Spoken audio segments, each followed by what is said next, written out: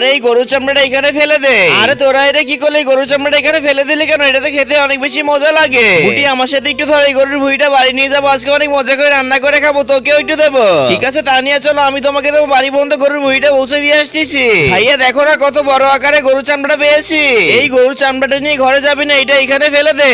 মুটি ফেলাই দে তো, তোরা এখানে থাক, আমি বাজারে গেলাম। এই তো ভাইয়া চলে গিয়েছে। মুটি তাড়াতাড়ি গরুর চামড়াটা তোর বাড়ি নিয়ে যায়, ভালো করে পরিষ্কার করে ফেলি। এই তো গরম পানি দিয়েছি, এবারে ভালোভাবে পরিষ্কার করে ফেলি। বন্ধুরা তারপরে কি হয়েছে সেটা দেখার আগে আল্লাহর এই সুন্দর নামটির জন্য যারা ভিডিওটাকে লাইক করো, চ্যানেলটাকে সাবস্ক্রাইব করে দিবে। হে আল্লাহ তুমি তাদেরকে হজ করো, তৌফিক দান করে দিও।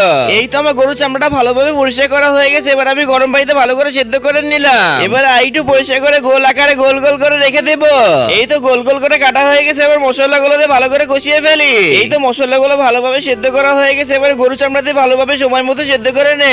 এই তো দেখতে দেখতে আমার রান্না কমপ্লিট হয়ে গেল। এবার ভালোভাবে মশলাগুলো উপরে দিয়ে দিলাম। যাই দেখি ভাইয়া বসে রয়েছে, ভাইয়াকে দিয়ে দেখি ভাইয়ের কাছে কেমন লাগে। ভাইয়া তো আমাকে রান্নাই দিতেছিল না। আরে তা নিয়ে তুমি সেই গরুর চামড়া রাঁধছো? হ্যাঁ ভাইয়া খেয়ে দেখো, অনেক বেশি মজা লাগবে। আমার কাছে তো সবসময় অনেক বেশি মজা লাগে।